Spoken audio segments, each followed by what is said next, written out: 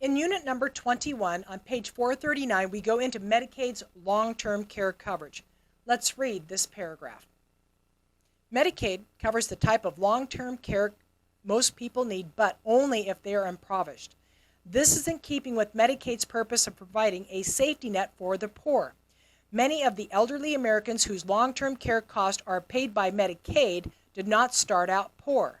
They spent themselves into poverty paying for their own long-term care. Once they are on Medicaid, all of their income except for a small monthly allowance must go to help pay for their care. After a Medicaid beneficiary dies, Medicaid has the right to recover the amount of benefits it paid on that person's behalf from the assets of the deceased beneficiary's estate. On page 440, we go into benefit eligibility, the benefit triggers. Now the word trigger, which means this is what makes a policy to respond, to activate the policy. It triggers the policy. That could be a state exam question. They ask you about trigger. It makes a policy to react or respond. On page 440, highlight the title of the activities of daily living known as the ADLs. The state will ask you questions here. Highlight this paragraph, highlight all of these bullets. The state will ask you something here. Activities of daily living are used as measurements to determine someone's ability to live independently. The ADLs have been standardized and are listed from the least to the most impaired person. We have bathing, dressing, toileting, transferring, incontinence, and eating. So again, if you cannot bathe yourself, that's not a life-threatening situation. If you cannot dress yourself, again, we're starting to get a little more difficult to get dressed, but it's not life-threatening. Then we go into the toilet. Now we're starting to get into some problems here about a person's health. And again, if you cannot transfer, let's say from your bed to the toilet, from the toilet to your bed, or in a wheelchair to go out to the kitchen to eat, again, we're starting to get into some more serious stuff. And if you cannot eat, that is absolutely life-threatening. That's why eating is listed last. It's the most imperative that people can eat. On page 441, the state will ask you about cognitive impairment. Highlight the title, highlight that whole paragraph, put an asterisk here. Every state exam I've taken has asked me something about cognitive impairment.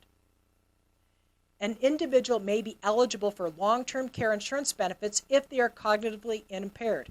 Tests administered by medical practitioners or social workers can measure the individual's ability to perceive, reason, or to remember. Benefits are triggered. Underline the word triggered. We just read about that, and you know what it means. It means for a policy to respond, to activate. It triggers the policy. Trigger when the cognitive impairment requires someone to be supervised for their own safety or for the safety of others. On bottom of page 441, the state will ask you about the levels of care. Highlight these bullets at the bottom. Skilled nursing care is 24/7, is provided on a round-the-clock basis, and can be performed only by a licensed nurse or under a doctor's orders. Intermediate care is only 7 days. It is intermediate, less than round-the-clock care performed by licensed nurses nursing under a doctor's orders. And custodial care. Make sure you absolutely know what custodial care means. Remember, we don't get paid by Medicare if we are a custodian. Highlight. Custodial care is help in performing of the ADLs and can be performed by someone without medical training. Underline without medical training. On page 442, we go into the types of care that are defined in long-term care insurance policies.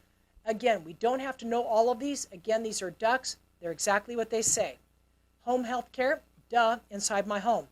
Adult daycare, that's where we send adults to the daycare just like we do our children. The next one, respite. We've seen this before. Highlight respite care. That's associated with a hospice. Put an asterisk here. And assisted living facilities. On page 443, we go into policy provisions. Highlight that first sentence. This is a state exam question I've had several times. Highlight. Long-term care insurance policies provide coverage for at least 12 months. Underline 12 months, put an asterisk here. The next sentence is also a state exam possible question. Most policies allow applicants to choose from among the benefit periods from 2 to 5 years. Highlight, underline 2 to 5 years, put an asterisk here. To the right of your graph on page 443, highlight the first two bullets because, again, they just said it twice. Minimum of 12 months and usually 2 to 5 years.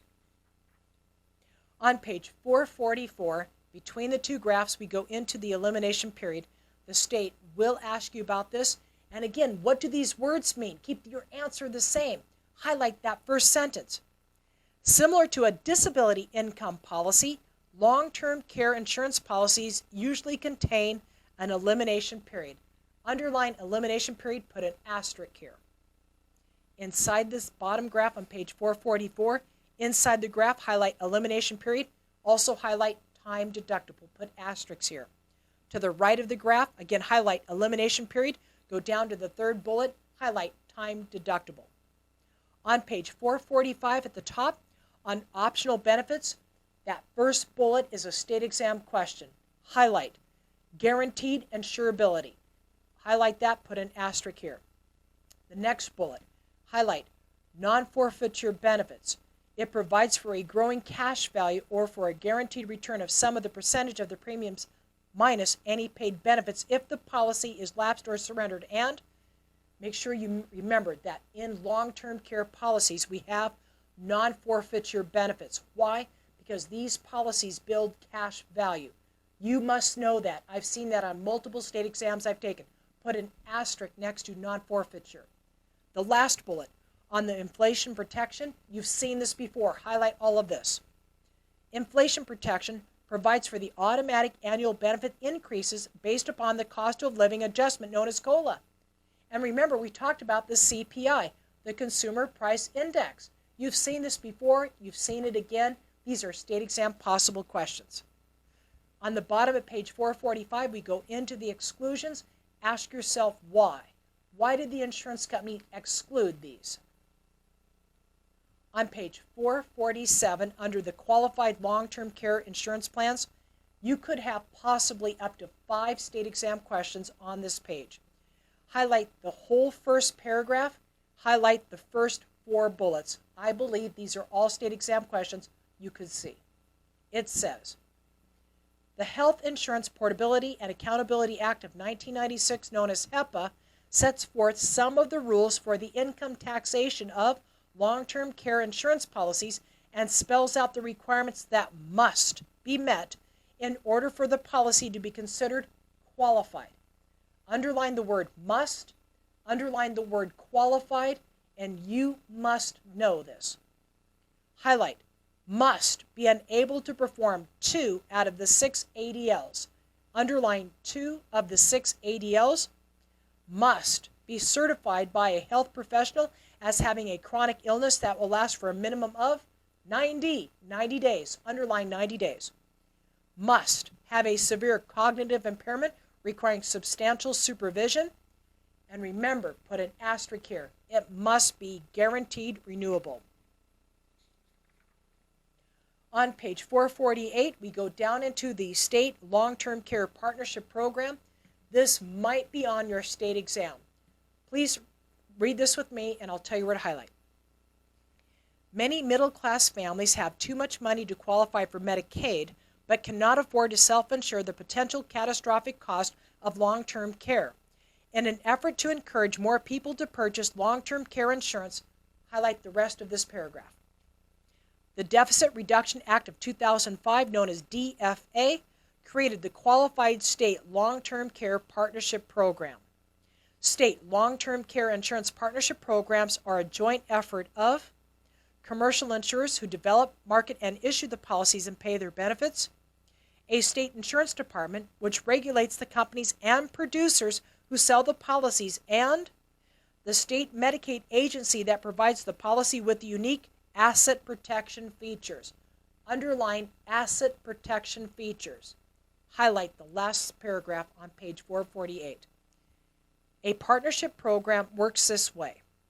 An individual purchases the long-term care insurance partnership policy meeting the requirements for the state. If benefits are needed, the LTCI policy will pay and the state Medicaid program does not have to cover the cost. If the policy benefits are exhausted due to the long time need for care, and the insured needs to apply to Medicaid, they are not obligated to spend down all of their assets to qualify under what is called, highlight, underline, dollar for dollar approach. That's a state exam question and answer I've seen. The dollar for dollar approach. This person may keep assets equal to the amount of the benefits received under the partnership policy, and the assets are exempt from the Medicaid estate recovery and so preserves it for their heirs. On page 449 at the bottom, we go into the underwriting considerations. The state will ask you questions here. Let's read. Underwriting factors for long-term care insurance differ from those used from other health insurance plans. For example, people with heart disease or diabetes would be rated as substandard risk under a health insurance plan. Highlight the rest of this paragraph. But because long-term care insurance policies focus on aging people, underline aging people, that means they're just getting old, they're aging, and they're going to fail. Different standard. A different underwriting classification would be used for this condition. Highlight the next sentence. This is the state exam question I've seen. Highlight. The main issue for long-term care policies is whether the individual can perform the activities of daily living known as ADLs and to what degree of proficiency. The state will ask you about the ADLs. On page 450, we go into regulations. On this page, I believe there are 8 state exam questions here. You must know this.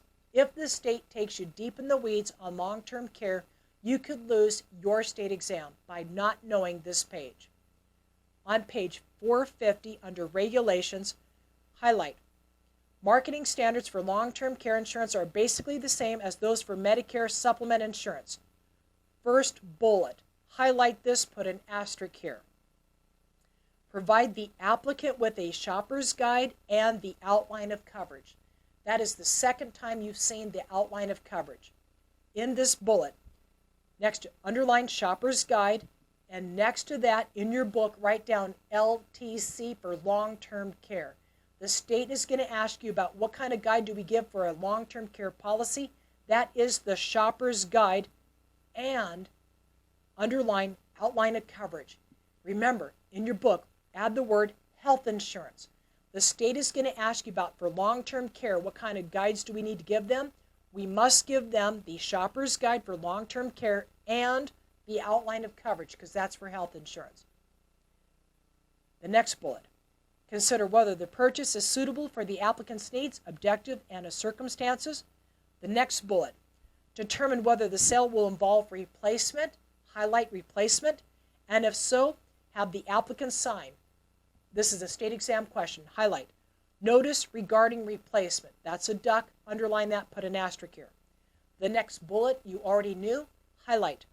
Provide a 30-day free look period, underline 30 days, put an asterisk here. Assure that advertising is not misleading, and the next bullet.